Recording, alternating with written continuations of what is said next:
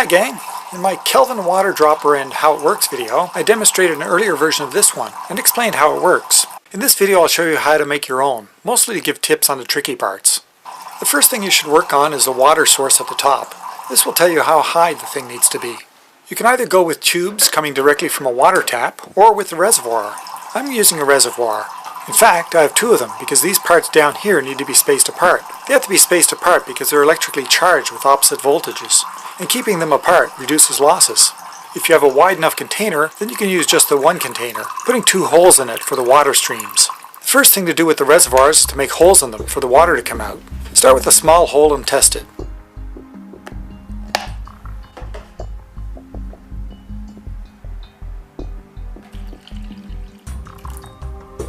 If nothing comes out, then try again with a bigger hole. When you do get water coming out, it'll be falling some distance as a solid stream and then break up into individual drops. It's hard to tell that they're individual drops just using your eye, but here I've increased the camera shutter speed and you can see that they're drops. To the eye, it just looks like the solid stream has become turbulent. That turbulent part are the drops. You might find that the water is a solid stream for only an inch or so before becoming drops. That's not good. The inductors, these two cans here, need to have a solid stream entering them at the top and drops coming out from the bottom. That can be hard to arrange if your solid stream lasts only an inch. One way to increase the length of the solid stream is to make your hole larger. So fine-tune your hole size until you get a decent stream length. Since I do have two reservoirs, I had to electrically connect the water in them. I already showed why in my How It Works video, so I won't go into that here. I'm using a strip of aluminum foil. Just make sure that each end of the foil sits in the bottom of a reservoir. I did manage to find this long plastic pastry container in a grocery store and made two holes in it. That way I had just one reservoir and didn't need the strip of aluminum foil. Next are these two inductors. They're called inductors because they charge the water by induction. I'm using two soup cans for them. They have to be metal cylinders and they have to have both ends open. So here I'm cutting the bottom off using a hacksaw. If you're using a soda can, then you can use tin snips or maybe even strong scissors. It's best if they don't have sharp edges, but mine have a sharp top edge and I still got decent results. They don't have to have a large diameter. If you look carefully here, you'll see that to get the charging to work, the stream has to be very close to one edge, so most of the can is doing nothing. So while this works, a much smaller diameter would work too. Initially I supported my inductors in the air by hanging them from a piece of tape. That was good to figure out where they should go, but it also meant that they could move around a lot, and I'd have to readjust them each time. So once I knew where I wanted the inductors, I measured and marked some wood for supports, cut it, drilled holes for screws, and put them in. Then I marked the shelf, drilled holes in the shelf too, and attached the wood to the shelf. With the help of some rubber bands, I lastly attached the inductors securely to the wood. The result was inductors that would stay put. Just don't let the wood get wet, otherwise it'll start conducting electricity. If you have plastic, then use that instead. Don't use metal to support them since that will short things out even better than wet wood. The containers on the table here are called receivers. You need two of them and they have to be metal if you're going to connect wires to them. They should be pretty wide since, when it's working, the water will be spraying pretty widely. Many metal food cans have an insulating coating inside them, like these ones here.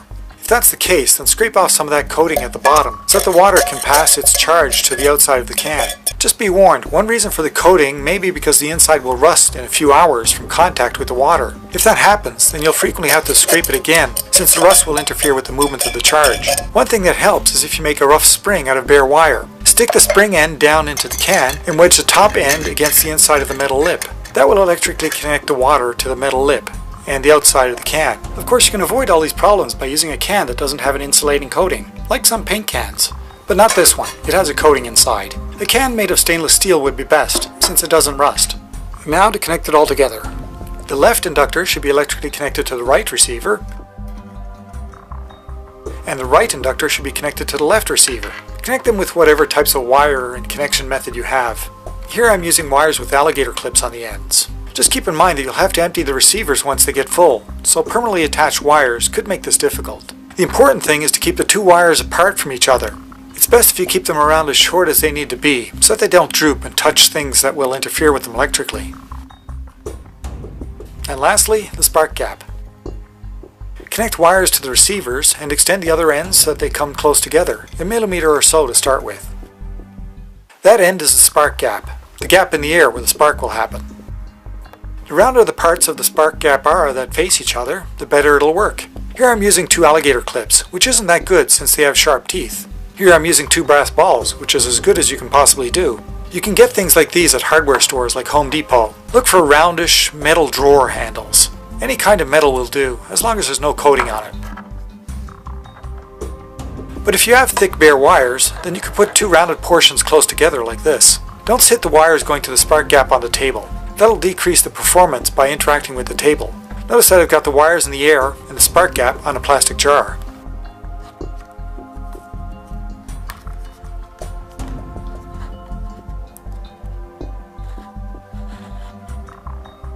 Now to try it out. If your spark gap is weak, then you might be able to hear it as a clicking sound, but not see it. If you don't hear anything at the spark gap at all, then it isn't working. How do you get it working? It may not be working because your gap is too wide, though if it's only 1 millimeter wide, then that's probably not the problem. The water entering the inductor should be a solid, smooth stream, and the water leaving it should look turbulent, even though it's really individual drops. If that's not the case, reposition your inductors so that it is. Here's how I would adjust them if needed, but my inductors were in a good place, so I didn't need to do this. If it's still not working, look at the drops of water below the inductor. It should be doing this, repeatedly spraying out widely and then falling straight again. If it's just coming down in a steady, straight line, then move the water streams closer to the inductor walls. That will help with the induction. If it's still not working, then the problem may be with your tabletop. Mine is laminated and conducts electricity a little bit. That allows the receivers to conduct electricity between them, which makes it fail. So I put my receivers in plastic containers to insulate the metal cans from the tabletop. Your tabletop may also be getting wet. A wet tabletop, or even just damp wood, will conduct electricity. Hopefully by now you're getting a spark. Try increasing the width of the spark gap. If you're still getting sparks, then they should be less often, but brighter.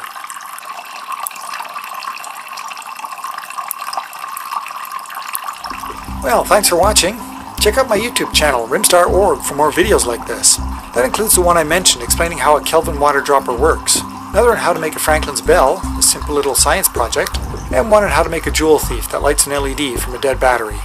And don't forget to subscribe if you like these videos, or give a thumbs up, or leave a question or comment below. See you soon.